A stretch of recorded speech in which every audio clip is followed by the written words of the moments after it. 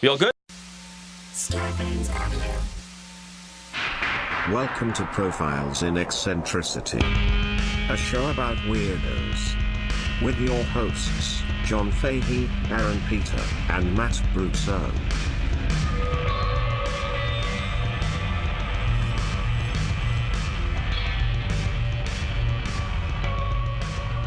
Hello, folks. Welcome to Profiles in Eccentricity. It's a show about weirdos, doggone it.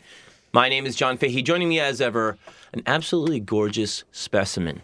Inhumanly good-looking, attractive god, Aaron Joseph Pita. 'Tis I, Aaron Joseph Pita. I have come so that you may. Yes. Not. Rejoice in the night of the Lord. Yes, that's me. Hi, John. Hi. How are you? I'm great. We had so much fun yesterday with didn't we? this gorgeous man next to you, over to your right, my left, Mr. Matt Brousseau. Good-looking son of a Hi, bitch. thank you. Wonderful. I don't think anybody had more fun at that party than we did. Dude, we fucking tore that shit up. Great time. It's really good.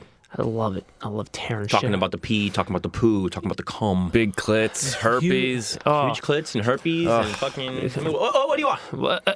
what more do you want? That's my secret. I'm always roofied. Yeah, very funny. Very Just- good times. Had to be there. You had to be. You had to be there. It was- Unfortunately, most of you weren't, so.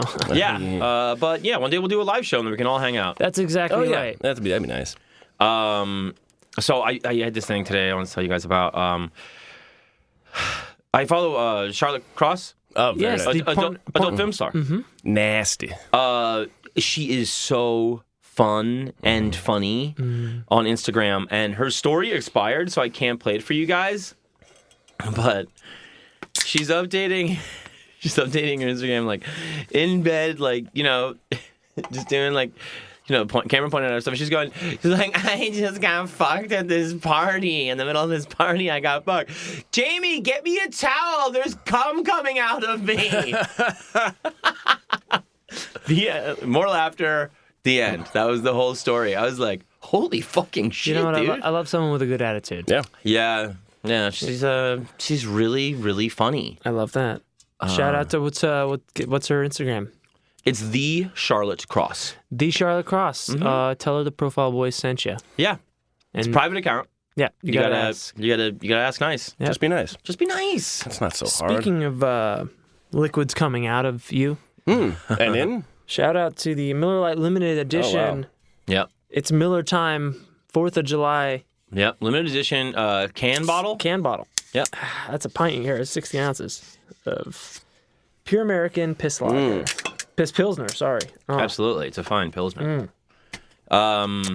Please, like we said last week, get into the Instagram. A lot of you guys listen to us. Watch us, too. Find what these psychos that we're talking about look like. Yeah, we're posting clips of the show on the Instagram now, like a little Yeah. chop down. Yeah. Best Shout out to of. Laura Crawford doing our Thank videos you, over Laura. on YouTube. And then there's a whole little interactive community on there making little It's very clips fun. and jokes. Two very sweet Instagram posts. People in the piss t-shirts. Get your piss t-shirts from us. $25 postage paid domestic, $35 international. That's exactly right. Also, we're on Twitter. Now we're on Twitter, thanks to Matt. Yeah. We're doing it. We're going to get what in a world. the Twitter sphere. At PP Podcast. Yeah. At PP Podcast. Yep. I think we should exclusively tweet at OJ Simpson. Probably. How is that not locked down yet? You know, John, we're filling a void. Yeah. Yeah. And emptying it, too. No, Voiding that's our how you make a bladders. void, yeah. Yeah, and please subscribe to the Patreon. We're doing Aaron Explains It All, Chopped Up Jukebox. I thought this was funny. Matt is doing you're doing a profile. I'm doing a profile. It's coming out before this episode. And Yeah. of course, we've got connections. Connections, yeah. There's a whole world on there. We do an extra show per week for people that give us a little bit of money. Thank you for anybody that subscribes and listens. We have Aaron doing maybe the first of two. Yeah, it's going to be a two-patta. Okay, but Matt, you got a little nugget first. Oh, I got something great for you guys. In honor of 4th of July. Ooh. This is from 7/3/1939. Jack Cuddy, sports writer for the UPI. What's the UPI? Universal Press Syndicate? Not syndicate. Something. United Press International. Got That's it. the one. This is, I'm gonna read the whole thing. It's a little short. It says, in this corner, Jack Cuddy on retirement of Lou Gehrig. New York.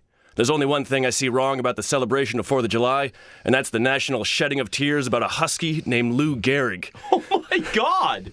Which will be climaxed with a, quote, Lou Gehrig Appreciation Day during the doubleheader between the Yanks and Washington at Yankee Stadium. The playwrights for this Gehrig business at the stadium are making the affair so touching, I understand, that even the little boys and gals of our vast land will be unable to set off firecrackers and things because of the tears that trickled upon their matches and punks. Whoa. The whole business seems goofy and uncalled for to me. I see no reason for pulling a Paul over a holiday when everyone should be having a lot of fun and peanuts and popcorn and Cracker Jacks and hot dogs. Particularly, I see no reason for pulling this Yankee publicity stunt about Gehrig, who's the last man in the world who should go for it unless the Yankees' brass hats and New York baseball writers snaffled him and forced him into it.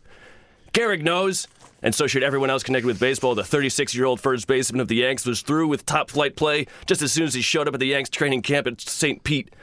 But because Lou was the Iron Horse, the man who had written into the records the all-time mark of 2,130 consecutive championship games, his fate ought to be different. What's this guy's problem?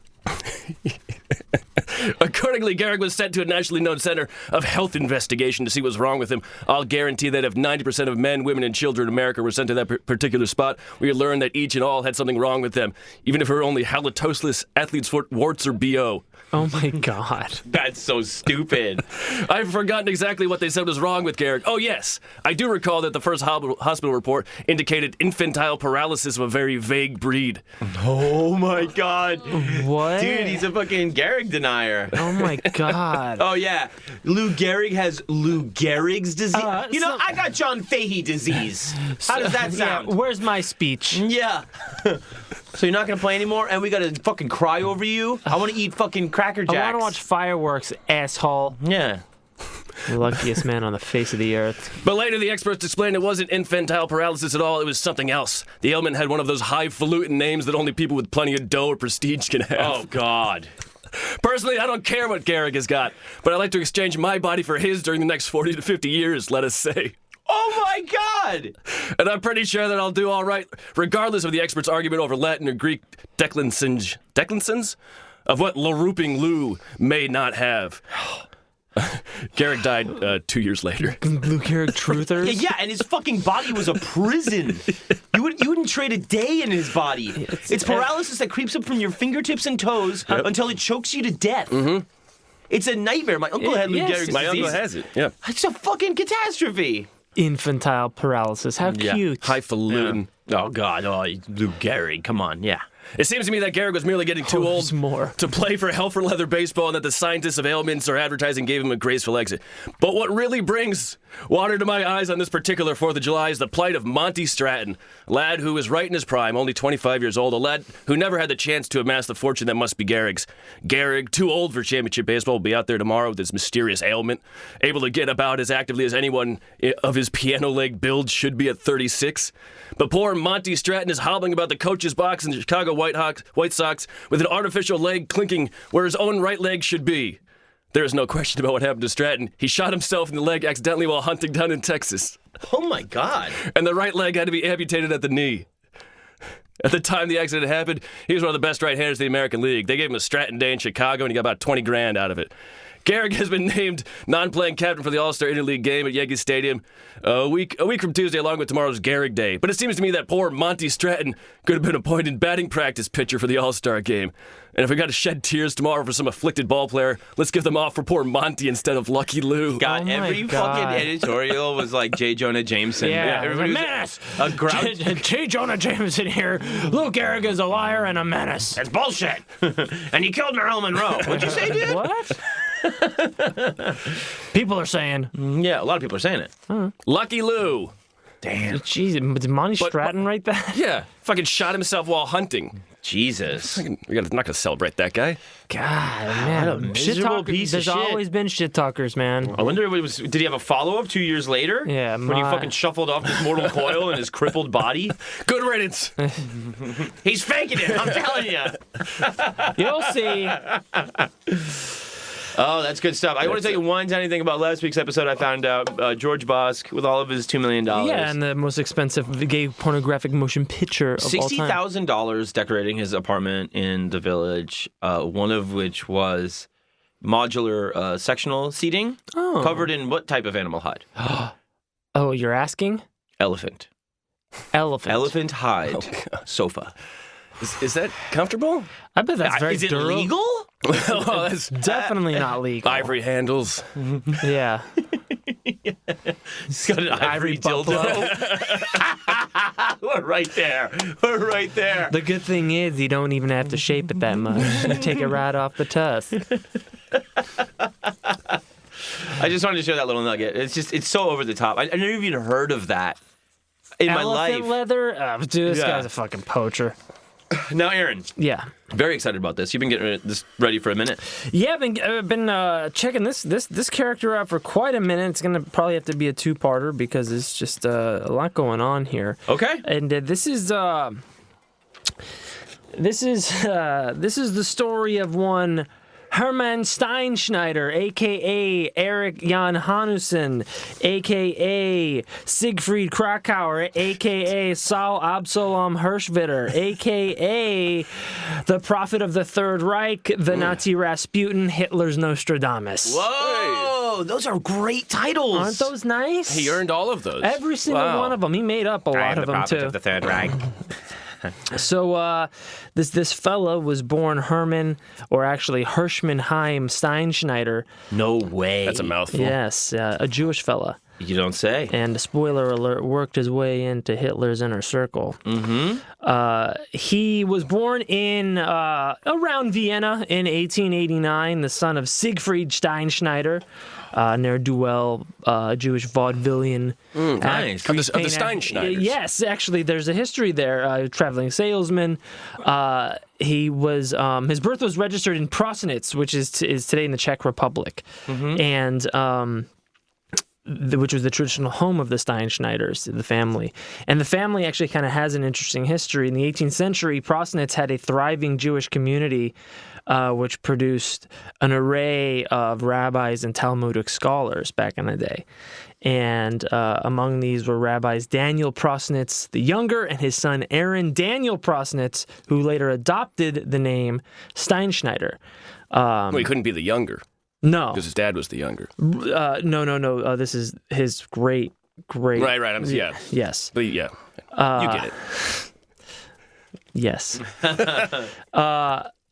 They were both Wunderrebbes, which is wonder rabbis. Yeah. Reputed to have magical and curative properties and powers.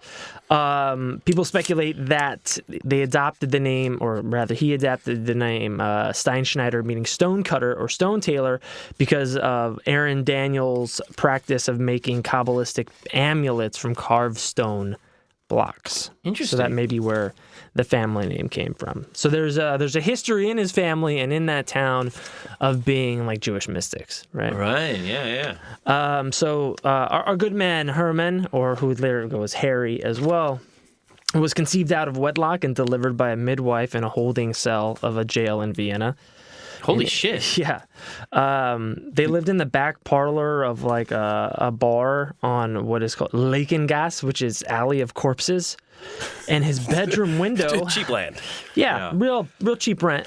Well, it's getting gentrified now. They turned it into a coffee shop. All the corpses are rich.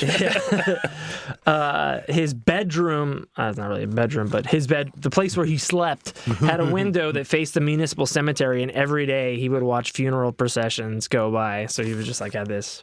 Good God. Absolutely no effect on him. Absolutely, he was a totally well-adjusted young man. Just looking out the window going, ain't that a bitch? Life sucks, man. Man, that's fucked you up. don't fuck with funeral processions, Joe. Pay your respects, Joe. One night as a young boy, he was startled awake by some night terror or just kind of some I don't know. Yeah, being alive nightmare. then. Yeah. Abject hunger and poverty. Yeah. Well, imagine the night terror if the day is just corpses. Dude, the first time I saw the Thriller music video, I had nightmares for a week. I can't imagine this kid growing up in poor ghetto parts of Vienna. He probably he sleeps on a wood swing like Ed Leeds going in or whatever. And it's creature comfort for him. Yeah. He was startled awake, and he ran across the alley to his landlord's house, where he woke the landlord's daughter, who was like his, neighborhood playmate. And he took her to the cemetery, and they crouched down and hid behind a tombstone. And a few minutes later, the landlord's house burst into flames. No. Yeah. Another similar incident a few years later. I think he was maybe like 5 or 6. He was working with the neighborhood coachman, the guy, the horse and buggy guy, right? Yeah. And I think he was like helping him out with his manure truck. Yes. Like Biff Tannen's business. More of a cart back then. Yeah, more of a cart. Yeah. Shit cart. And he was parked under the shade of a tree as they were like filling it with manure or whatever they were doing. When Herman got on the horse and like purposely startled it, like smacked it on its ass, and it started, and they ran away, and then 2 seconds later, lightning struck the tree and it exploded into a million pieces. Fuck. Yeah. So like as a child, he started to have what at least he perceived premonitions. Yeah, premonitions, or like he was touched. Yeah. And it also may be part of him building his own mystique. Right. Yeah. This guy. These stories that might not. Yeah. Right. So I have something of a thick sense, Joe. Yeah. I see shit coming for you, motherfucking. Bruce Willis follows me everywhere, man. This motherfucker won't leave me alone. He's no Joe. This is no motherfucking Joe. Leave me alone. His mother got sick with some bullshit, probably tuberculosis or something, and so the family moved back to Vienna proper, where they started to get like the first taste of like real rising anti-Semitism going on in Europe. What year would that have been? So this is probably like the turn of the century, 1900s. But really, any time in European history. Yeah. And this is when they were more like a nomadic people, right? So gypsies, they're just being looked down upon, and like they were poor Jews too. So they were also marginalized for being poor. Gypsy. Next thing you're gonna tell me you're Jewish too. You probably see dead people. No money. So, and apparently during that time in the Austro-Hungarian Empire, a quarter of Jews attempted to disguise or alter their Jewish identity in some way. Yeah. They would invent fake genealogies, fake last names, forge baptism papers, right, intermarry, or undergo like humiliating public conversions. Right, because before Nazism, the pogroms were just real ass shit. Real everywhere in Europe. Yep. Anti-Semitism was just rife. Yes, it was not the first time. The Holocaust was not the first time that it was not as organized, but it was always going on. No, it was a bunch of amateurs the first time. There was no the first times, because it would be like a fever that would sweep over people in different areas, and it was just like suddenly we're all now fucking very anti. Yeah, exactly. Like very like Well, who's the easy other we can find? Oh, the crops didn't come in this year. Blame Das Juden. Yeah, and it's like I think it's always been based on Jewish people basically starting the civilization that we live in, so they're kind of better at it. Sure. Yeah. Well, they've been reading for longer than anybody, right? They didn't even during the Dark Ages. Jewish people still read. And they wash their hands. So they didn't get the plague. So then you're like, why do they have it together? Magic. Exactly. Why don't you get sick? Exactly. And then you get hostile towards them, and then it leads to Jewish people only really trusting other Jewish people. Right. So then they become kind of more insulated, and that makes you even more suspicious of it. It's like this thing that goes on and on and on. It's a dumb, vicious cycle against like a very rich, successful culture that has lasted 5,000 years from Moses to Sandy Koufax, goddammit. That's exactly right, Aaron. That's exactly right. It's so retarded. I never understood it. I never understood it growing up. Well, the logic isn't there. Well, there's reason. So he this was kind of his taste into maybe eventually changing his identity or finding reasons to do so. A premonition of sorts. Exactly. And just the when you get the context of somebody's youth, you kind of can then understand why they do things later on in life. Fires, arson, and spontaneous combustion were kind of like his thing as a kid. After these, experiences, he was kind of obsessed with that. Just a career arsonist. Yeah. Shit's about to blow, man. Let's get the fuck out of here. Does anyone have a match? He was fixated, especially on Nero's burning of Imperial Rome. It's always fire. Yeah. And he organized a gang of accomplices to recreate the event. So he painted graffiti in the center of town, and it was called Boscovitz. And he renamed it Rome in graffiti, like on the sign, and set out to reenact the emperor's deed of lighting the town on fire. But some rainy weather put a damper on his plans, and he had to improvise. So he took his crew of ne'er-do-wells, and they were like not even teenagers at that point. Maybe they were teenagers. And they went to the outskirts of town where they lit up some oily rags and set fire to a miller's barn where the hay just like caught fire, immediately went up in flames. Despite the rain. Well, he left. He left town, went to the outskirts. Oh, gotcha. Where I see. He didn't have a fiddle, but him and his boys did sing while the whole thing was going up in flames. That is terrifying. Yeah, they were singing like some bohemian folk ditties. Is the fire singing? What's going on?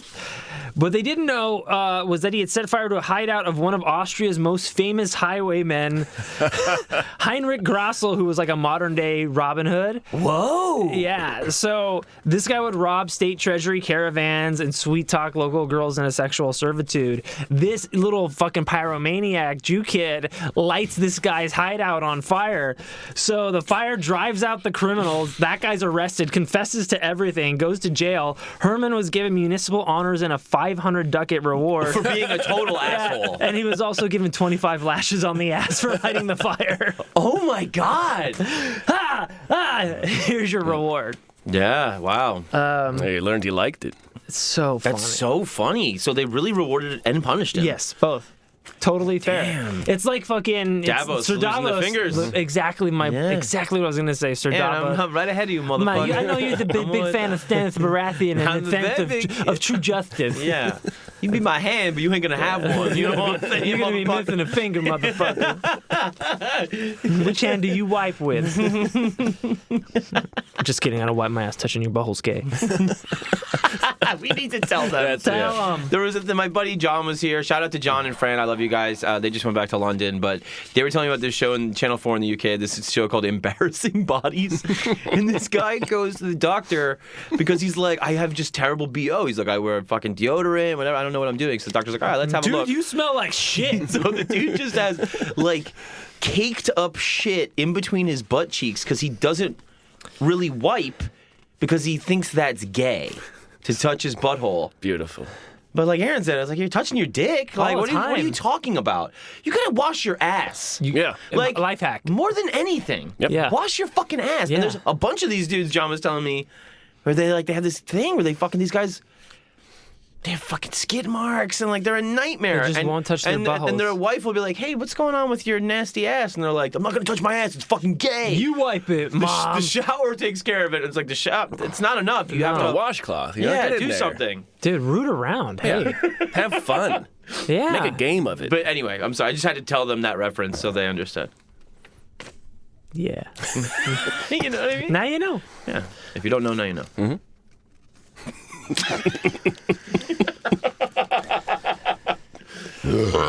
Excuse me. Yikes. Das Deutsches Bier, das Beste. Actually, it's American Miller. So then he kind of just became a street kid. Yeah. You know, his mom died. Hustling. His dad was still like this kind of traveling salesman, vagabond, scumbag type of guy. Yeah. He had just got whipped on the ass. He's got 500 ducats. So he becomes a street kid, hanging out, going to theater shows. You know, back in this period of time, like, you know, stage performance was pretty much all there was, right? You know, like cinema had not really happened yet. Mm-hmm. And so live acts, whether it's cabaret or... There's no business like show business here. There is no business like show business. You don't got to sell me on Okay. Show business. Are you familiar with the show business? When he was 14, he fell in love with a 45-year-old singer whose voice captivated his pubescent heart, and he was pretty diligent in his pursuit of her. I guess he had like lived like right next door to where she would perform, so he'd always like spy on her and shit. And he stole his own family heirlooms, like trinkets and like jewelry and stuff, and gave it to her like any chance that he could see her. And eventually, like just the pestering paid off, and he got her to elope with him. Wow. He traded in his overcoat for a showman's jacket and his bar mitzvah watch for a comic beard and wig, so that he could like, you know, travel and perform with her. He, like wow. that was kind of like him falling in love with the performing arts. He willed his way into the variety show that she was in, and he promptly bombed really bad. And he was removed like Apollo style with a hooked cane off the stage. What was he doing? Just like, like tramp stuff. Like just setting fire to stuff? Yeah, farting on a match. Just beating off. Like, kind of like that Charlie Chaplin tramp stuff. Okay. Like, what? Ooh. Grease paint, the whole nine. He was fired, and his cougar love interest disappeared. But like, I think he had the bug caught him, and he was forever like, wanted to fulfill his fantasy of being on the professional stage. Isn't that funny? Yeah, You just die 1,000 deaths, and you're like, that's the life for me. yeah. You bomb, and it's I got to do that again. Yeah. And that is, I think we've all experienced Totally, that. Like that even bombing feels good sometimes. Like feeling anything is good. Well, yeah, you see the opportunity. Yeah. Oh man, I know. Man, if I could do it right, if I could only do it right. Yeah. He would falsify his resume in efforts to get booked on shows, and was eventually taken under the wing of this gentleman named Adolf Arthur, who was a professional actor who taught him the tricks of the theater. Mm-hmm. Don't suck, kid. Yeah, be funny. In one of the shows, he was performing a duel with the director's son with like these rusty swords, and Hermann drew blood from the other actor and was fired on the spot. Of course. He got his face, probably got tetanus and died. Plus, you set a fire. Just to make sure. There's going to be a fire here soon. Ooh, that's good. Five my way. Hey, lady, come with me. Any minute. Where are we going? The cemetery. Excuse me? I was sleeping. I hide there. It smells like manure. Sorry, I don't wipe my ass. At this point, right, so now he's 15. He's 15 years old. He's kicked out on the street and living in abject poverty. Mm-hmm. He's been turned away by every theater, every shopkeep, and he basically resorted to entering into a medical clinic just so he could fall asleep on the chair next to moaning patients. Jesus Christ. Yeah, and a sympathetic town hua took pity on the homeless boy, lent him some money for breakfast, and gave him a place to stay for the night. Oh, very nice. He then heard that the Grand Circus Oriental was coming to town. And Hermann showed up to the encampment, and the owner, Franz Joseph Pilcher, invited the boy to join the troupe for some snack time. He just saw this little hungry little fucking kid hanging around, have some coffee. And Cracker Jacks. Yeah, have some candy and some dumplings. So this kid's all jacked up on good, coffee. And he starts, picking up a bundle of promotional flyers and he just went to town and, put them up everywhere on his own. He took the initiative to do it, and Pilcher hired him on the spot. Nice. Said, good work, kid, you got a spot. This Grand Circus, though, was kind of a shit show. The owner doubled as an acrobat. His brother Heinrich was the strongman, the giant strongman. Uh-huh. The owner's wife, Franziska, was the equestrian, the horse rider. Yeah. They had two horses. The grandmother was the ticket taker, and there was a one-eyed clown named Mishko. Jesus fucking Christ. Even the clown has one eye? Yeah. It's a nightmare. The rest of the menagerie was even less impressive. They had a harebrained poodle, Sappho. I think that means retarded dog. Okay. Two horses named Regent and Sandor, like Sandor Clegane, and a dyspeptic monkey, Jocko. Dyspeptic? Yeah, I think it was a monkey that could burp a lot. Jesus, dude. This is the best show in town. That is a fucking shit show. Yeah. But also, it's a circus. Now I want to see it. Yeah. Hell yeah. There's a one-eyed clown. And a that. monkey that burps on a retarded poodle. Yeah, sign me up. It's a monkey with a 12-pack of LaCroix. Is this coconut? God. Strictly drink pamplemousse. Passion fruit. Delicious. So every day, so he goes on the road. Yeah, he lives the dream of I'm running away to the circus. Yeah. Right. And so now this is what he's 15. He's 15. So got this a tight is like puberty mustache. 1905. Yeah. Pubes. A couple of pubes. He might have finger fucked that 45-year-old. Who's Who knows? to say? They eloped. Or the hua. Oh, maybe she wiped his ass for the first. Oh. You got to pay extra for that.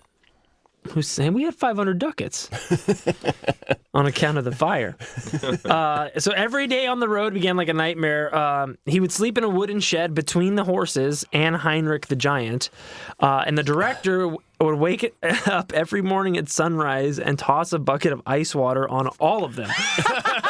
Horses too. The horses, him, Heinrich, and the boy, and he would shout his morning prayer, which is no joke. All life is shit.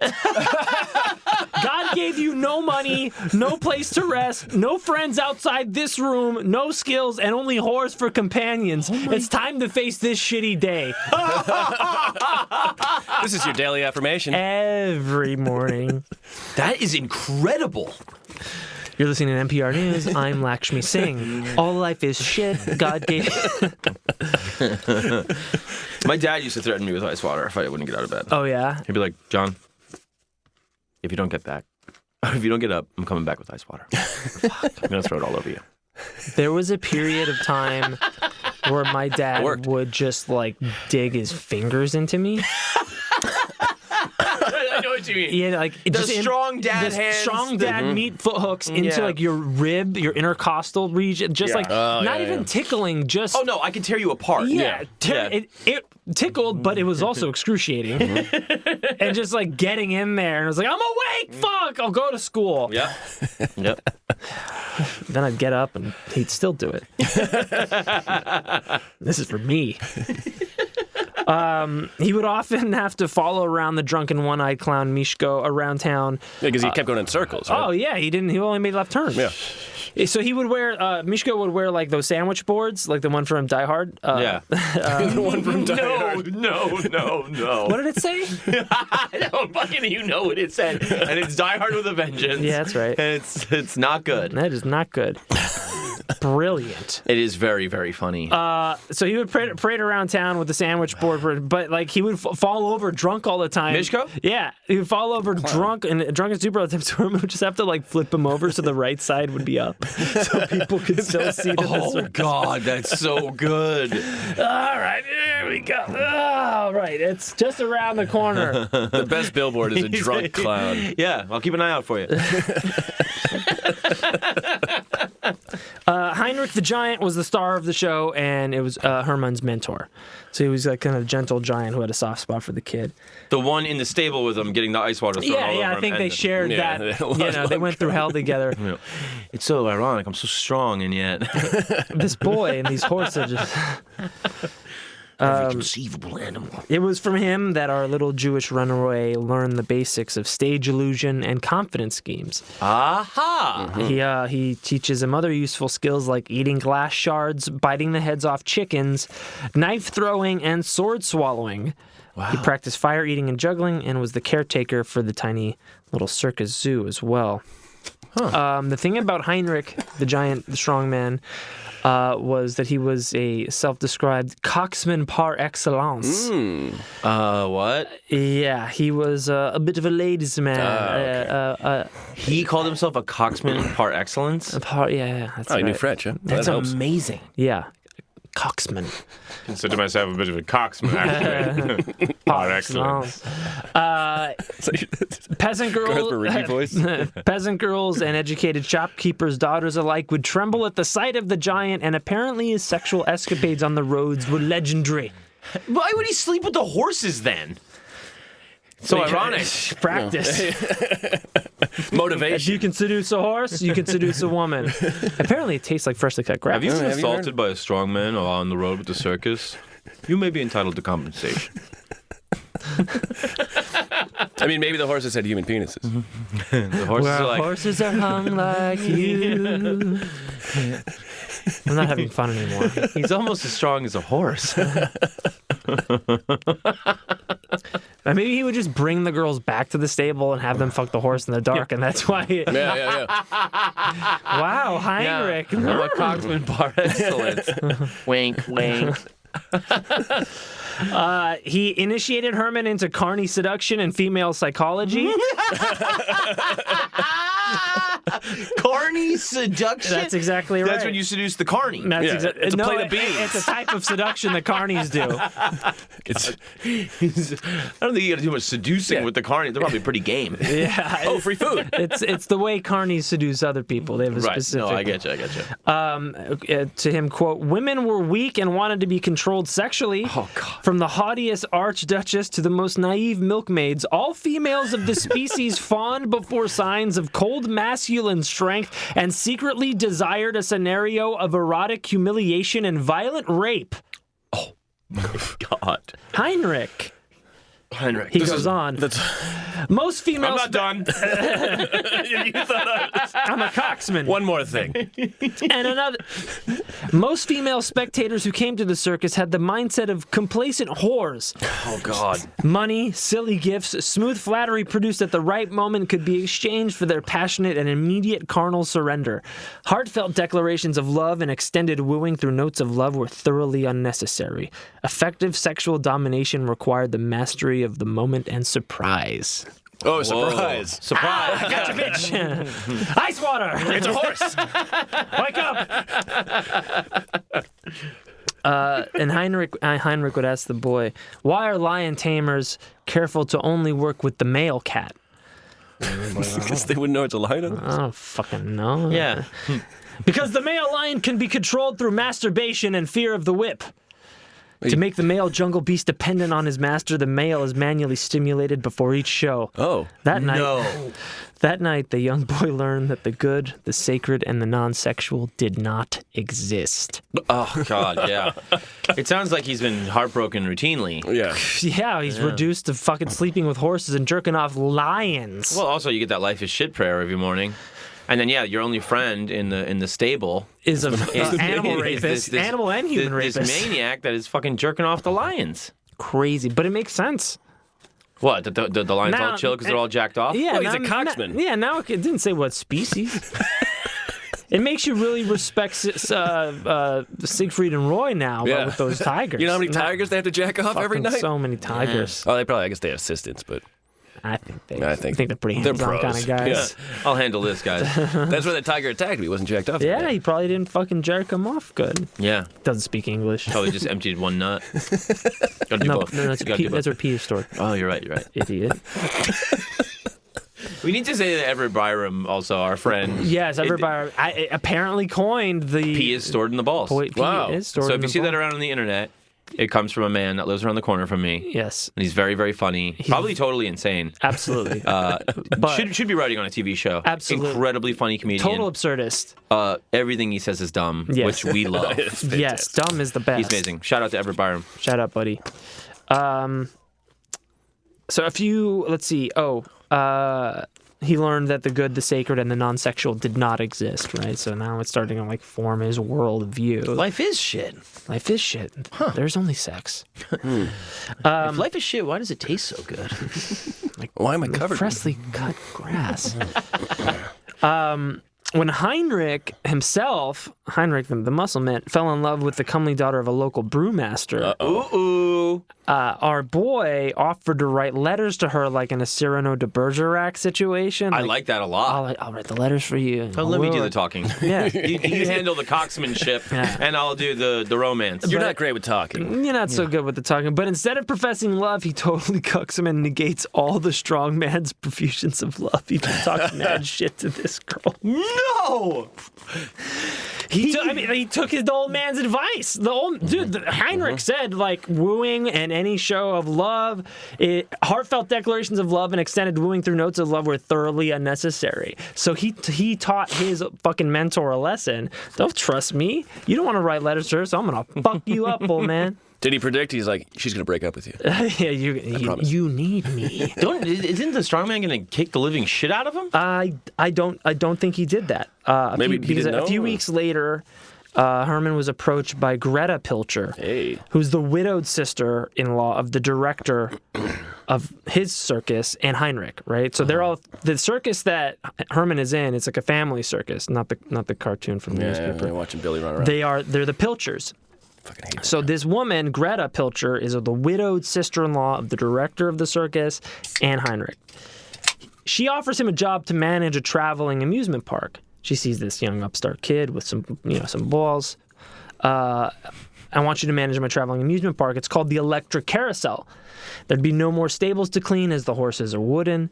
And, right? How big are the cocks? And as big as you want them to be. And he might be granted ownership one day if he proves savvy enough and works hard enough. And he was promised full meals and a brand new wardrobe. Oh, full meals. Yeah, full meals. No, this is not snack time anymore. No, not just cookies, coffee, and dumplings. You get full slop. Yeah, you're not getting that manure anymore. If you want it. And a brand new wardrobe fitting of the ambitious man of his stature. Very nice, very nice. So he basically up and leaves, like, he takes this temptation, like, you know, fucking Pinocchio style, right? Like, he leaves the only family he ever knew. He hikes 5 hours to the Electric Carousel, labeled, quote, the most modern carousel in all of Europe. But it was bullshit because the carousel was powered by 6 children hidden beneath the contraption. Covered by a tarp. Dude, life is shit. Yeah. The old man was right. Dude, I mean, oh my God. That is beyond. It's so... Beyond anything I've ever imagined. It's so Pinocchio to me. Powered by children? And not just their hopes and dreams. Subterranean children. Yeah. No sunlight for you. No. We put a tarp over it. You don't want to ruin the illusion. No, the good kids are on the carousel. Yeah, we If can you handle push hard enough. the real horses shit too much. Kids, little tiny pebbles. That's so that's funny. if you bother feeding them. Powered by... Child labor. Yeah, so it's just like they're turning wheels and shit. Yeah, they're just like like literally what you would imagine, like pushing. Yeah. Yeah, The but thing- also once you get it going, it's kind of easy. Yeah, then you can just kind of Kids cruise. kind of like have Yeah, it yeah, pretty yeah. simple. Yeah, actually, it's not that bad. Yeah, You it's know, not that bad at all. probably plenty of room They get to... to work at a carousel. Yeah. They get to look up at yeah. skirts. Like it's a glass bottom carousel and you can see the kids down there. Boy, yeah, glass ceiling's not so bad, huh, boys? So Greta's right-hand man, Leopold, was a real cunt with few talents other than complaining and swearing. And Harry, now having benefited... this Leopold guy would just, like, talk shit to this, 16, 17-year-old kid, treat him like shit, and, like, this dude didn't do anything. He was just a shit talker hanging around. And, like, Harry had been hanging out and practicing with a strong man for the past however many years, right? So he punches the dude in the face and kicks him in the face and knocks him out. And it turns out that Greta Pilcher's courting of Harry was just a ruse to lure her real crush, Heinrich, to come get him. Who's the cuck? Who's the cuck now? Yeah, exactly. The cuck was cucked. The cuck had been cucked. The strongman came. No. The strongman Heinrich. Oh, you must have been so mad. He came, but he came to rescue Harry.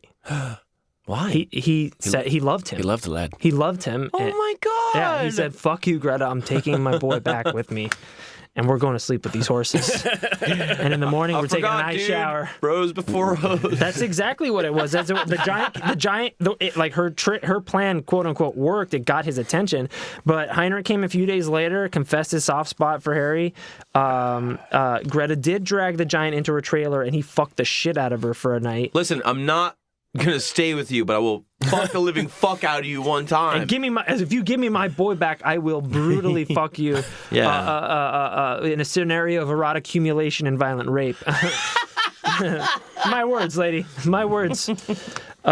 Situation of erotic humiliation, simulated rape. And during that time, Heinrich pocketed all the money from the carousel's earnings. He raided the lockbox and took it back with him and Heinrich back to their circus. We're not getting paid. No sunlight. Heinrich, I'll get kidnapped. You come for me. Fuck the old broad. I'll rob him. We'll go back and sleep with the horses. I've been pushing this wheel forever. Will you kick some crumbs down here? These crumbs taste like shit. Good. Life is shit. So they went, Tastes like life. Hey, he likes it. He goes back, and he's back with the Grand Circus Oriental. But he was still determined to improve his lot in life and submitted to join a more professional circus.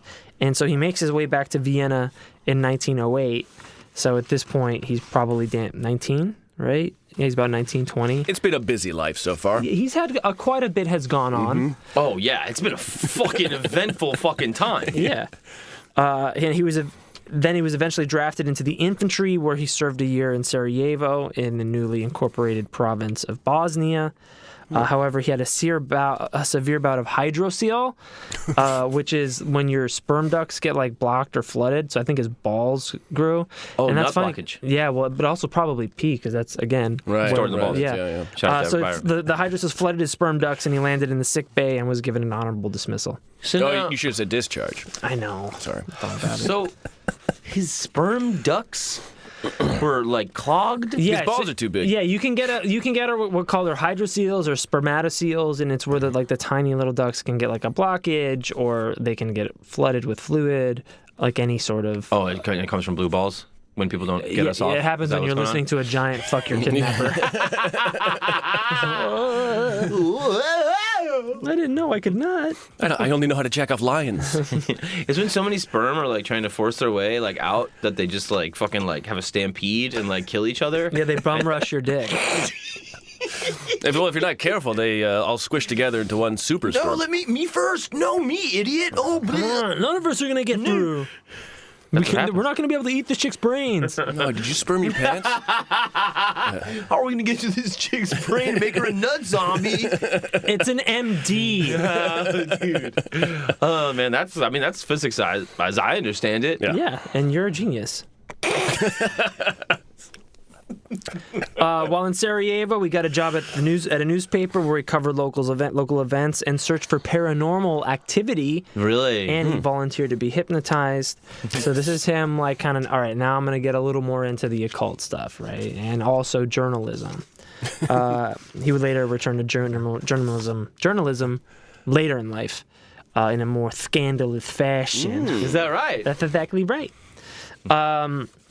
He would hang out in sleazy cabarets and bars, hoodwinking like local wannabe performers, especially women, into humiliating acts. Like he would get aspiring singers to sing into a phone that wasn't connected to anybody, and I was like, yeah, this is like a talent scout. And Hey, lady! sing into the phone, and also show the phone your legs.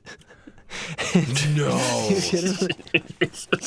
Hold the phone to her legs. I was like, oh man, if I was that phone right now. Oh man. Pick up the receiver. I'll make you a believer. And so, Humiliating acts. Yes, humiliating. and then he would just be like, there's no one there. And then, They would just. People were dumb and they were drunk or stoned. Bitch. Good job, great. Yeah, he said you did a great job. And I mean, just Loves the legs. being a scoundrel, loves the legs. Actually, he does love the legs. He I'll show it. It's for the next episode, but he would have a lot of handouts or things that he would print in some of the rags that he would work for, or handouts at some of the shows, and like some of them had like hand palmistry stuff, and other ones would have like, here's the different types of female legs and what they say about her. Yeah. He was into legs. Very good, John. He would do a leg reading. Yes, that's exactly right. She's a bitch. And he would, this was a time, not exactly Weimar era Germany, but like this was starting to get up into Yeah, we're getting there. the teen. Like it's the modern age, right? Oh, yeah. And so There's phones. There's phone lines, telegraph lines. Electricity is starting to kind of happen. It's still gaslit, but like. Yeah. It's the beginning of the modern era, so like a lot of hedonism, a lot of experimentation, a lot of just rabble rousing. well, Right? we talked in the first Connections episode on patreon.com. Connections. It talked about how when electricity first came out, they would hook up a woman to a low voltage, and a guy would try to fuck her, and it was huge in Germany. Yeah, Because they were like, this is the I think greatest it's sex in the world. It's still That's probably- huge in Germany, yeah. And sometimes they were alive. Yeah. I did that one time, but I got sucked into the internet. It's a nightmare. Shocker. Couldn't get it out of the thing until the 90s. You ever fuck with a computer? You know how slow the internet was for an internet demon back then? I couldn't possess shit. Hey, Joe, you ever hacked the mainframe through the data port? Of course you have. Smart motherfucker. So along the street, he would have his share of erotic adventures. So much humiliation. So much, was it violent rape? Smitherening. Look at you idiot. Phones can't see legs. Sausage wagons, girly sideshows, Ferris wheel rides, other fairground amusements, dime store phrenologists, astrologers, palm and tea leaf readers, necromancers casting fortunes, human oddities too, are just everywhere. Leo Singer's family of singing midgets, the three-legged Virgin of Circassian, the living mermaid, the double-necked Bushman from the Kalahari, and the bearded Venus. Well, nobody will fuck me on account of the third leg. Does anybody have a phone? You'd think it would be an acid, but no. Yeah, give me yours. I'll make it 4. Was it a third leg or just a sturdy cock? Yeah. Please. Wait, did you say sausage wagon? Yeah, sausage wagon. What is that? Just a wagon with sausage? Yep. Okay. Yeah. And you know what's weird, though, is it used to be the manure cart. Hey, where'd my leg go? Sausage is good. Like his future partner, Adolf Hitler, who he probably bumped shoulders with in these crowds. Very likely to have bumped shoulders with Hitler in these crowds. He was fascinated by the booth, the show barkers, the carnival barkers, these snake oil salesmen. He was fascinated. How to make a popular speech. Exactly. Yeah. Exactly. The constant patter, their ability to draw crowds, and instinctive understanding of how humor and humiliation work to siphon money from strangers and attention. Well, that's very Carnival Barker too, right? It's like, hey man, you probably don't want to do this game. Your girlfriend will be like super embarrassed if you don't hit the fucking target. Exactly. That type of shit. Or name calling, Crooked Hillary, Crazy Bernie, right? Humiliation. Yeah. He should be in jail. That's so funny to me still. I know he sucks so bad. It's just so funny. It's such a troll move. A last sentence in a debate, like, before we move on, you should be in jail. And he's the most should be in jail human on the planet. Yes. Everything he says about someone else is something he's saying about himself. Yes. He knows about himself. He just doesn't realize it. Yeah. I don't think he even realizes that he's projecting. Yeah. But at this point, this is around 1911, 1912, his father Siegfried's condition was deteriorating. Ziggy. That's right. Super rabbi. Totally needless. Yes, exactly. Wunderrabbi. Was deteriorating, and he went back. Actually, his dad was not the rabbi. That was the great. Right. Siegfried was actually a... the vaudevillian. He was the vaudevillian grease paint vagrant. Wundervagrant. Yes, that's right. The Ubervagrants. So he went back to his family's dilapidated shack right there by the funeral processions, and he helped his invalid father arrange his own death.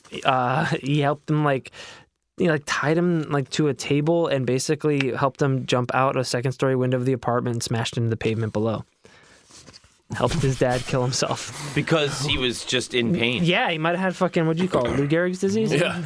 Well, no, but that shit's fake, dude. Oh, that's right. It's not even real. He faked his own death. He gave it to himself. That's right. Probably vaccines. Yeah. Yeah. No, he was an autism vaccine. So Bertha, which was Siegfried's second wife, because his first wife died, Bertha was now widowed for the second time after this suicide, and she committed suicide after her husband's funeral. You don't say. That's exactly right. On the Isle of Corpses. Right there on the corpse alley, yes. Amazing they didn't have a brighter outlook on life. Yeah, well, I don't know if you know this, but life is shit. Yeah. Big fan of convenience. That is also something, I was going to say with, why do these people keep getting duped and, hoodwinked by these con men? And, it happens so much in those times, but you have to think about, you would aspire to the paranormal because the normal is horrible. Yeah. Yes. So, of course, you would look for these things. The next guy that's coming into town with a bottle and a cork in it, I'm buying it. You're just like, what if it's true? The hope is... What do I have to lose? Hope is something you pay for, right? Even that's like the televangelist is selling you a product, and it's hope, and that's what these guys are doing. No, if you can't even afford it, just call us up. Our operators are standing by to take a small seed donation, and we call it a faith seed of $1,000, and the Lord will pay you back sevenfold. Did I tell you about when my dad called them drunk? No. My dad called the televangelist drunk, and he's like, they're like, hello, this is the fucking, whatever, 700 Club, and he goes, my dad's like, will you tell that motherfucker? And they go, we'll pray for you. Will you tell that motherfucker? Doesn't even finish. And they pray for him That's free. Yeah. You don't have to pay anything. Normally, you got Pretty good deal. Fuck, we'll pray for you. Got him again. Free pray. Okay, can I go back to the father thing? Yeah. Were there other options? Was that just like, this is the best HMO? It's 1912 Vienna. But it's just like jump out a second story window? Because you might not die from a second story fall. Oh, well, he was invalid, so So he threw him out? I think he helped him throw him. Well, the strongman, gave him probably good advice on that one. You're gonna be just. I'm just gonna knock your back right back into place. Humiliation? Can you imagine killing your dad? Probably didn't have enough money for a gun. Right. Rope was at a premium. Nylon You had to hadn't make been your invented own, yet. Yeah, you got to take the time to make a rope. So just, I think when you're Go head first. When you're that desperate, That's that. that's just how you do it. Jesus Christ. Oh, well,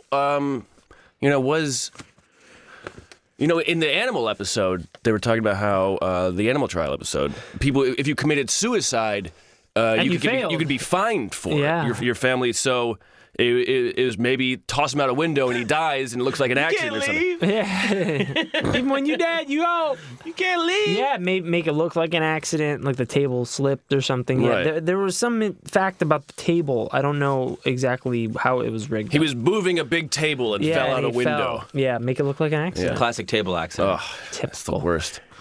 Men are more successful at table accidents. But women do it more often. Yeah, but it's a clean table. The table set.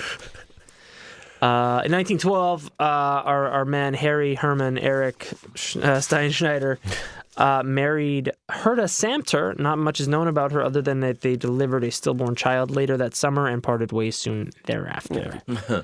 Well, that'll be all. 1912. Well, we've done what we can. 1912 was a pretty rough year. Titanic, bro. For old Herman. Is that right? That's exactly right. That's exactly right. So, and that was probably, May? When was Titanic? April, I think. Yeah. So not related. I used to say. Shortly thereafter, so after that summer of The baby's stillborn. The boat will sink. There's actually a fire on the Titanic. I'm sorry.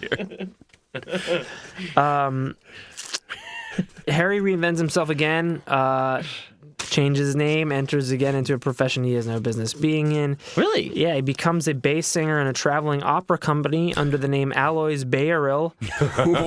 So what he did is he showed up to the auditions the day of the auditions, and he just sat there and watched and mouthed the word. He's not a singer; he just learned to mouth the words or whatever. And then he shows up the next day to when they announce who made it. And he just kind of waited there, and they called up this guy's name, Alois Bayeril, and the guy didn't show up, and so he just stepped forward and said, "I'm Alois Bayeril. I'm your basso singer." Hey, confidence goes a long way. It's ridiculous. He gets on it's a cruise line to Constantinople where he What else could Alois have going on that he doesn't show up? I don't know. To find out the thing. He stumbled across a corpse that jumped out of a window. Yeah. Oh, I better take care of this. The table's still in good shape. I grabbed that table up there. It's a good table. So he boards this cruise line to Constantinople, where he's told by the captain that his performance would be on the 5th and final night of the journey, which would give him plenty of time to brainstorm why he couldn't do it. Right? He's got 5 nights to figure out how. Doesn't he want to do it? He can't sing. So he had a solo. He got an advance. Oh. He's got this money in his pocket now, and so he's I got 5 days to figure out how I'm gonna get out of singing this right. So days go by, and he kind of on a boat. Yeah. So he wears a scarf around his neck, his voice is getting hoarse or whatever, right? So maybe he's got a throat. He's planting the seeds of a throat infection.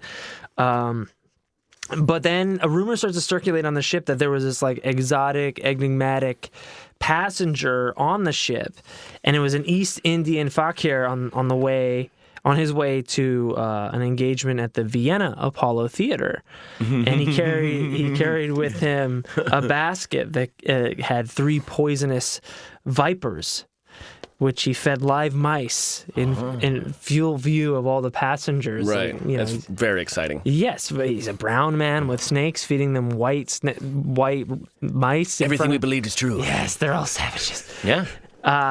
Also, if you're a brown man, if you're gonna be around white people, bring some fucking snakes. Absolutely. Show them what happens when an animal gets close. Strapped on a boat with you guys. And make sure you feed them white mice. Did I tell you about the snakes? Yeah, the single bite from one snake would mean an instantaneous and horrific death. These are just the snakes you see. Yeah, I might have more. The captain got wind and demanded that the Indian man disembark the ship as quickly as possible. Fuck outta here. Get the fuck out of here with your snakes. Yo, the next fuck. stop in Corfu, which is in Greece. I've been there. Very beautiful. I'm traveled. Listen, okay? I've been places. I know things. Okay. Yeah, Good. you got a NASA shirt on, I believe it. That's right. I've been to space. Faith, man. I convinced a stripper I was an astronaut once. You know. We should Oh, yes. You want to tell I was that? there for that. No, dude. I only squirt one time. Now I do it. 2 times. Can we tell that on the Patreon? Yeah, probably. All right. Have we? No. Maybe when we were drunk as fuck. No. Like every night. We haven't done it? No. Like every night. So Harry also noticed other curious passengers on the ship. Oh, besides the guy with the snakes. Yeah. This guy has one snake. In first class, there was the Count Montegazza, Uh-oh. who was this Italian guy who suggested that the Italian guy, the lavishly dressed Count, Italian Count, and he suggested that the Indian man perform his snake charming routine for everybody. And the captain was very much against it, of course, the liability of the No, you fucking idiot. I'm trying to get him. I'm trying to dump him in Greece with his snakes. But the first class passengers like hell yeah, give it. We're paying good money. We're on this boat for 5 days. Shut up, Captain, you fucking piece of shit. What do I pay you to drive? And they wanted to get a taste of the Fakir's snake charming show, and the captain was like, "Fuck, customers." Fine, whatever. fine. You're gonna Whatever pay- you guys want. Get bit by a snake, go fuck yourselves. Jump off I'll throw you off the ship. with one of the tables. You're lucky there's no icebergs out here. So the Indian fakir, he greets the passengers and he goes below deck to fetch his basket of snakes. And then first there's a horrible screech. No. And then high-pitched commands in various languages. And then 2 frightened sailors emerge from below deck like, oh, holy shit, the snakes are loose.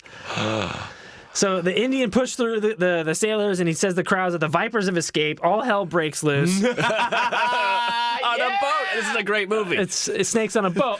I am tired of these motherfucking snakes on this motherfucking boat. Captain's told you so. I fucking told you so. What do I know? I'm just the fucking captain. Yeah, how would I know? I'm- And I'll go down with the ship? I'll go down? Yeah. Yeah. You'll go down on me. That's right. You wanted a show? You got a show. In a humiliating and violently raping fashion. This boat is going down hard. So all hell break loose, and the Italian Count is the only one who's remaining calm.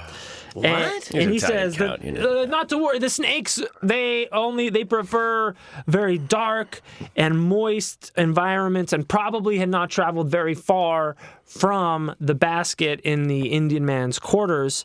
So as long as everybody stays above deck and the bright lights, and you don't move around, Relax. stay quiet. Shut up. You've got nothing to fear. Hey, what's the big deal? Just a couple of snakes. They don't climb the stairs. So no one was to speak or move. The count, Speak or move. and just stay above deck, right? So the count asks for a bowl of warm milk, and we'll go down below I'll deck. charm him. I will go down below deck with the Indian fakir, and with his flute. And we're going to coax the snakes back into the basket. Snakes love music. And they love milk. And baskets. So they go below deck. 15 minutes pass, and like the lights of the Port of Corfu are coming up, right? And so where then, you've been? I was setting the lights.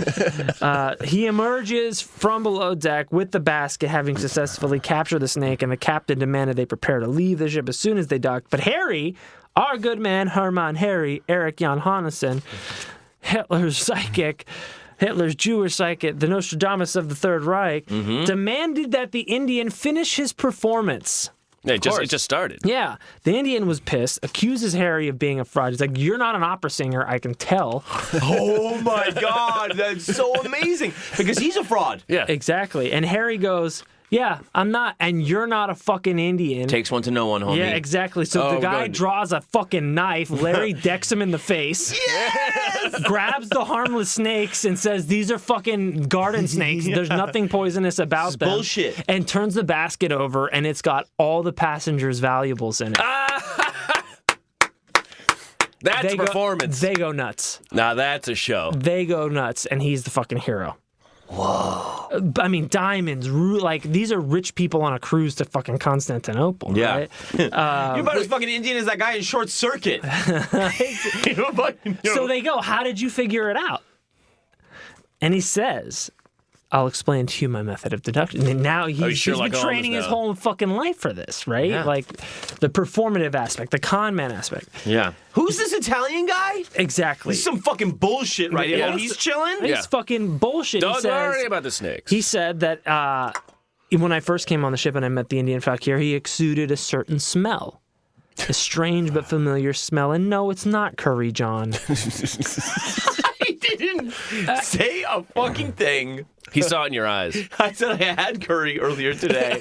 And it was the smell of a type of stage makeup, like a grease paint, that actors and carnies would use to tint their skin darker when Get the playing. fuck. He's really doing the Short Circuit thing? He is doing. Did he the lick his short finger and rub his face? circuit. He didn't have to. He was out. They used to darken their skin to play Asians or Aborigines, and I knew that was makeup. And I later, the other day, I snuck up on him in the shower and I saw him applying the paint. Ooh. And smells like blackface, baby. And I saw him cover up a tattoo on his pale shoulder in Yenish, which is, it's like a gypsy language. So It says con man for life or something. he said it means he was probably a gypsy and therefore a con artist. And then later in the trip, a young girl had asked Harry to sign her autograph book, thinking that he was Aloy's Bayerl. I gotta get that Alloy signature. The singer. And he noticed guy that doesn't show the Indian man and the Count had both signed it, and they had like very similar signatures, both left-handed, written left-handed. And he just thought it was fishy, so he investigated further. Sure enough, he stalked the Count, and he saw that he had the same tattoo on his shoulder that he had tried to cover up with makeup as well. And it turns out that they were the Pirelli brothers, a criminal team who once worked the Balkan circuit as acrobats. So he recognized them from the circus because cards used to be handed out at circuses of the Pirelli brothers, warning other carnival barkers to not hire them because they were depraved criminals. Yeah! Yes! So Yo, Pirelli Brothers for life. I'm getting that tattoo, Yeah. bro. hell yeah. What's up? So he also knew from his carny days that snake charming is a total hoax. Snakes don't hear music or feel the vibrations. Feel the vibration. They follow the motion. Come on! They follow the motion of the flute. He knew it was total bullshit, and he knew that the snakes weren't poisonous. So the crowd was like fucking transfixed by his story, and it was like a combination of Sherlock Holmes and like a stage drama, like, playing out before It's a mystery. It was a mystery theater, right? Yeah. And the most conspicuous people were totally full of shit. Exactly. And what a sweet break, though, when he's like, well, I can't sing. They didn't give a shit. The wealthy passengers crowded around him and just threw money at him. They threw all their valuables at him. They fucking threw money at him as a token of their gratitude. And that would be his first foray into the lucrative industry of psychic detective work. There's just one more thing. This grease paint, it smells like shit. And shit is life, but what life? And I know shit. I know a thing or two about I shit. snuck up on you in the shower, and I gotta say, it tastes like shit. Wow. I didn't know you had a mini snake. And Snakes are bullshit. They're not poison. so I'm probably going to leave it there. That's a really good place to pause. I do want to give you a preview Give me a of dirty what old may preview. happen. Just things to yeah. Show me come. the shaft. I don't want to. What about just some cockneck? Some heavage. The next part of this story may have salacious tabloid newspapers with at-home psychic aptitude tests. Of course. Sex creams. Oh, God, those are the best. Exorcism of a milkmaid. Bank robberies. Wait, is that a porno? The transmutation of a goat into a midget. World War I. Cameos from... Just World War I. This club has everything. World War I. Goats turning into midgets. Midgets turning into goats. Exorcism of a milkmaid. Exorcism of a milkmaid. Sex creams. Cameos from Sigmund Freud, Aleister Crowley, Peter Lorre, Fritz Lang, Hermann Göring, the Vampire of Dusseldorf, also known as the King of the Sexual Perverts, and Adolf Hitler himself. Wow. Wow. Man. Stay tuned. He was just Holy like, how shit. nasty can I get? Yeah, is there a vampire in Dusseldorf I can fucks with? The guy I did. No, that you was the did werewolf. the werewolf. The of- Werewolf of Hanover. Yeah. The Vampire of Dusseldorf was another era cannibal killer. Yeah. Also covered in the same book, Cannibal Killers. Drinking blood and all that shit. Totally. I mean, I fucking dog-eared that because that's another profile. Yeah, there's some good ones. Oh, yeah. Yeah. It's amazing. so There was they all- that Second World War Germany. Out of Bunch of cannibal motherfuckers. And so much sex and that Weimar era Berlin was just fucking Really nasty. raw, dude. Yeah, Like, and you know how much I love it raw. dude, I like it raw. Sex cream. I love A lot that of coffee back then too. his school, like for the most important years of his life, was con artist and circus, and so like then he left that to then do it on his own. Do it on his own and expose others. He was kind of like in the middle. It's a hero's journey. Well, it's the exact middle ground between con man and journalism. yeah. It's just now here's the what if I sold the anti-con to the people so they don't get conned? Yes. It's still a product. Yes. Because there's so much bullshit going on. Yes. And people get so cynical about everything. But basically, if you're around back then, that was so much a thing. It was the con was on all the time.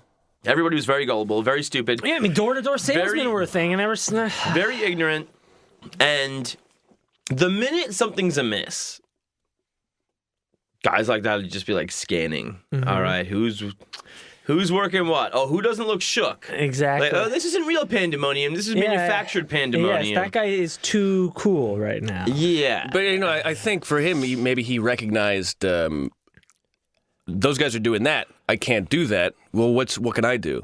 Well, I can be the opposite of that. Certainly. the guy who stops those guys, because there's always a place for that person. And you would almost think that it was possible that they were all in cahoots, Right. Yeah. But they Dirty weren't. Rotten Scoundrels, But he did. I mean, he did save the day. I mean, that would have been the better scam, right? If all three of them were in on it. Absolutely. Because and then they split the money at the It's the thing yeah. with the wire scam, where the guy's up on the ladder. And one of the junkies comes up and he's like, throw down your wallet. I'm gonna fucking rip this ladder out. And he's like, okay. And like his buddy comes out. He's like, hey, leave that man alone. Fuck off. Guy comes down off the ladder, gives him a bunch of money. Yep. And then they split it. Yeah. That's very old confidence trick. But the con is The hero. the con is the world is a good place. It's right. Because people want to believe that. Because they do. Yeah, you're selling them hope. Yes. Thank you, kind sir. Take half of the money that this guy was gonna steal. Yeah. Yeah. Man, what did they do with those Pirelli brothers? I think they started making tires. Or... Did they throw him overboard? I think they kicked him off at Corfu, so they probably went just fucking butt fucked in Greece forever. Like you. That's oh man. Oof, Maron. Amen. Amen. Brother. Just one. Amen? I don't think. I'll take the whole lot. I'm so stupid. Wasn't that funny? That was really good. Yeah. That was fucking way out of hand. Totally. I mean, The complete insanity. yeah. One-eyed clown, fuck you, dude. Flip over so they can read. The fuck, Alley of Corpses? Yes. Every morning, funeral procession. Life is shit. Life is Life shit. is shit. Water is cold. You suck. Heat is life. I cucked a strongman. The strongman comes back. I'm Saved in my for the life. ass beating of my lifetime. And he's like, dude, I fucking love you. Your little fucking puberty mustache. couple of You pubes. remind me of me when I were you. Will you stop saving people from fires before they happen? Yeah. And I mean, the production of Rome burning. Yeah, And that. outing, like, the most wanted criminal, like, By accident. him, like, in that fucking shed being like, oh, fuck, they found me, and they're pissed. And it's like, oh, no, this is just some kid doing something weird. Don't you hear the chorus? What? Crazy. So Yeah, I think as we'll get to in the next part of this, like, there's part of me as I'm reading him, like, I think he starts to believe his own bullshit a little bit. But how could he not? Because he was so right about a lot of stuff. He eventually was coined as the man who was never wrong, and he made a bunch of predictions about the rise of the Third Reich and Hitler's rise to power, the Reichstag burning. When Hitler would die, like, yeah, he made a lot of predictions that did come true. I mean, so there is some of that stuff where it's just like, without whatever you want to call it, something's going on. There's something going there's on. I know there's something going on.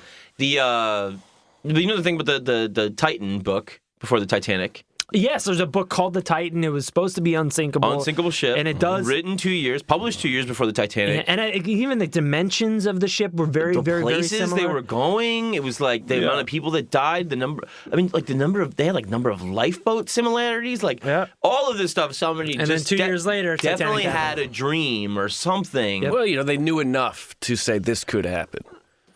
But I mean, it's such a specific. Well, I mean, I guess amount the guy, of things whoever to know. wrote that book, had a lot of knowledge of boats. Or the Sure, yeah, you could probably pick a John Grisham novel and find some very, very similar happenstances to whatever happened to my own life. Exactly. Yes, you are. I'm Jack Ryan. Amazon on Prime now, starring the guy from The Office, John Krasinski. Grisham. Fuck him, Grisham. But I think with the confidence, man, at some point he has to, How are you gonna trick somebody? You can't be a confidence man if you don't believe yourself. Exactly. So at some point, it's going to be a self-fulfilling thing, and at some point you're going to believe it because the moment you don't, you're not a confidence man. Exactly. Not only that, I think the moment you don't, you're sooner caught. Yes. Yeah. If you see, you can read tells. People. I know people that are bad liars, like really fucking bad liars. Yeah. And I want to tell them because they lie so much. I'm like, I'm not going to tell you how bad you are so people can know you're a liar. Yeah. I don't want to give away that you're tell. But I'm like, do you know that your eyes like shift to the side while you're lying? Like, this is the worst performance I've ever seen in my life. You're terrible at this. Yes. And if I'm you're gonna going to do this, if you're going to be a teach you how to lie, scumbag, you fucking idiot. well, if you're going to be a scumbag, get good. Yes. I think Good advice, John. If you're going to be a scumbag, get good. Listen, if you're a good scumbag, Hey. we're probably going to talk about you on the show. So I'm just investing. You want to get some free? You know what I mean? We're running out of topics. But it's just like you believing in it is going to help you a lot. Absolutely. Because you're not going to have tells because you're living it. somebody's going to be like, You're oh, blah, blah, blah, method this acting. thing you came true. If you go, really? Then you're like, oh, you're totally full of shit. Yeah. But if you're like, yeah, duh, idiot. I said it. Hi, I'm the prophet of the Third Reich. I'm fucking Hitler's Nostradamus, brah. I'm not exactly a lightweight. I'm Jewish. He sucks my circumcised cock. Do you know how good you have to be a Jew next to Hitler and he doesn't even care? Dude, I mean, it's a good story and there's more to come. I can't wait. That first half is amazing. That's Great so stuff. good. Aaron, Great stuff. brilliant job. Thank I you so absolutely much. adored that. Thank you very much. I'm going to call it there. Let's call it there. Say goodnight. My name is John Fahey. Auf Wiedersehen. My name is Aaron Peter. Remember so. Good night, everybody. We love you. Good night.